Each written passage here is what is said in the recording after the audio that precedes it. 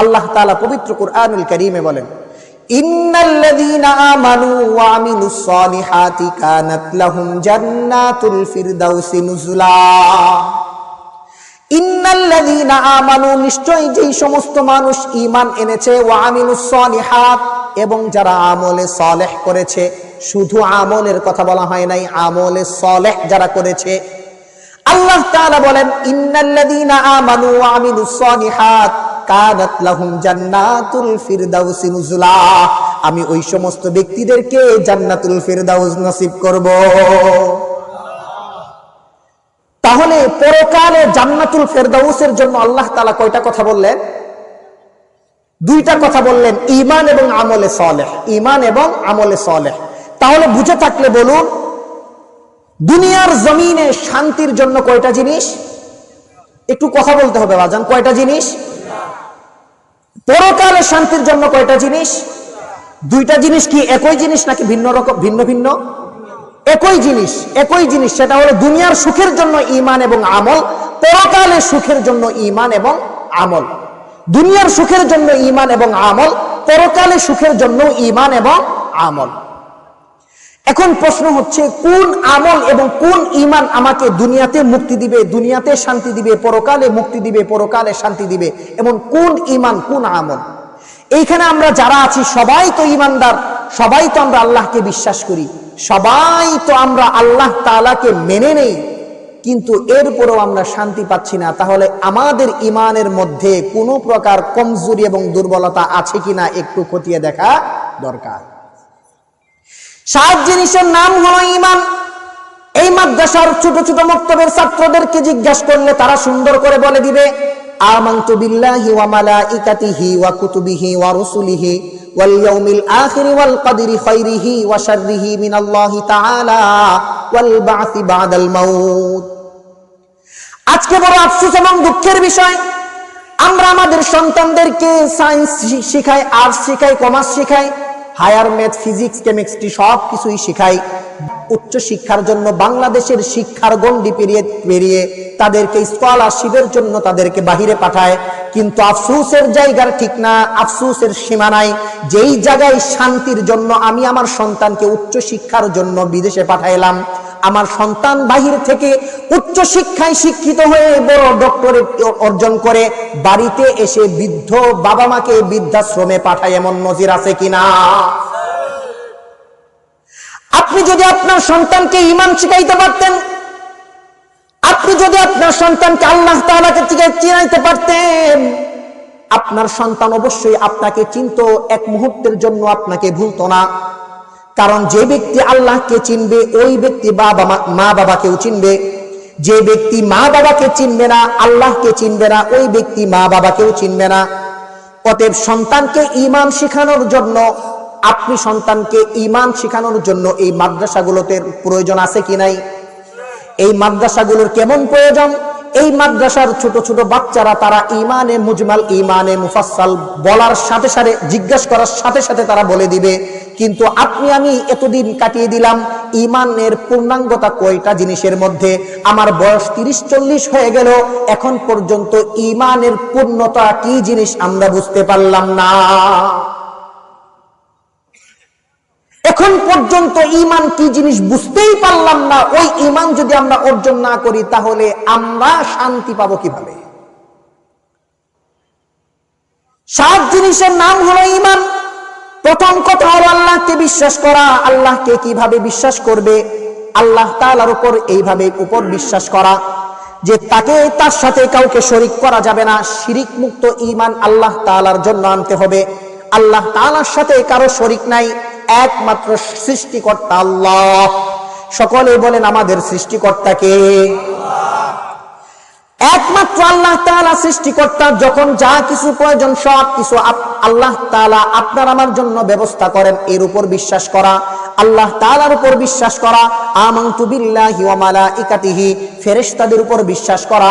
ফেরেশতাদের উপর বিশ্বাসটা কেমন হবে? ফেরেশতারা হচ্ছে নূরের তৈরি, তারা খায় না, পান করে না।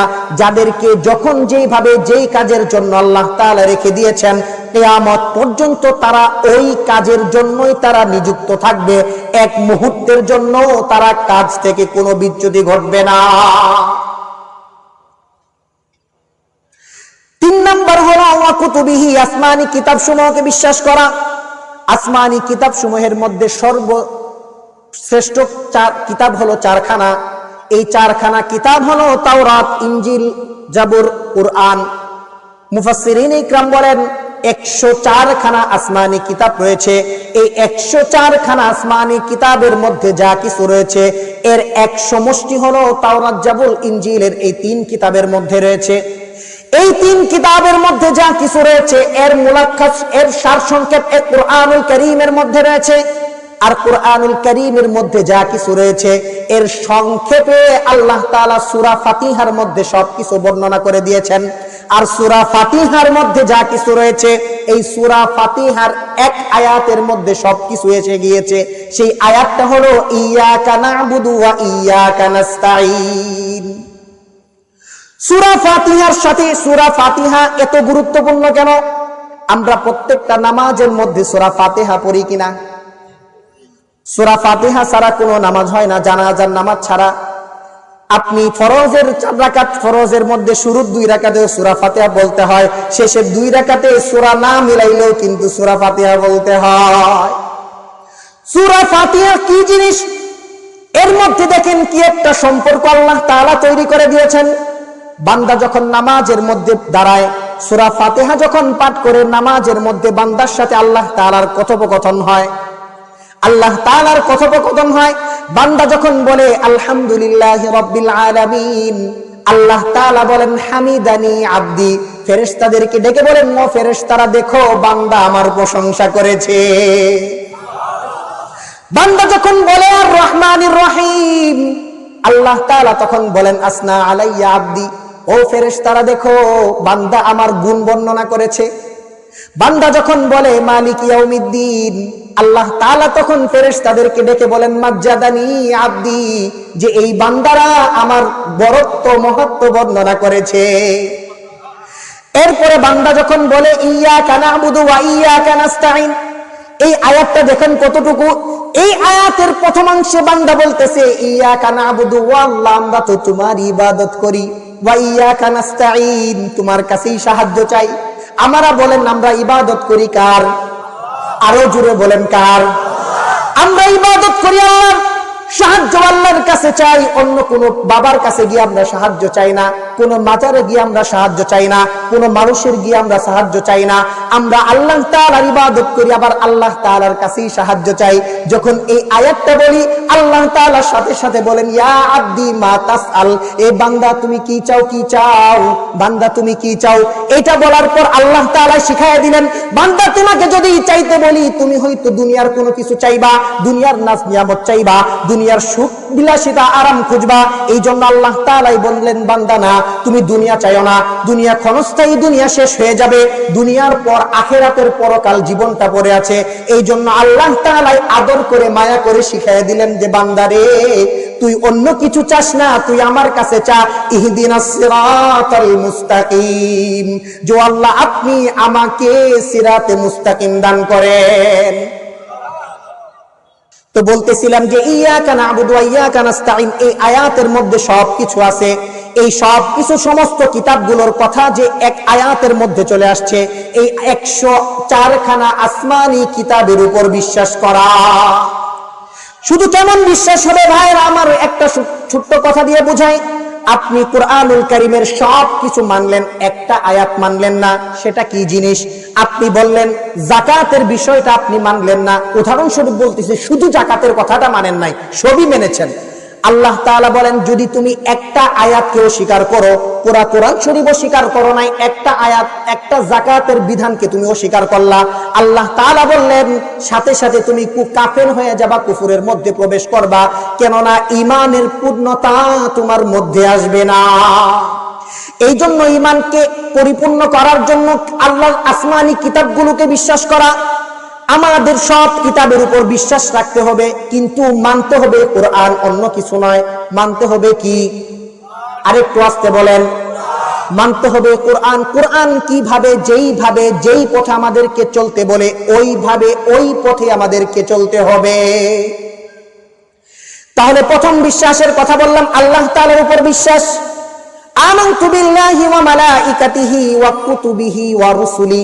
3 নাম্বার কিতাবের উপর বিশ্বাস করা। 4 নাম্বার রাসূলগণের উপর বিশ্বাস করা।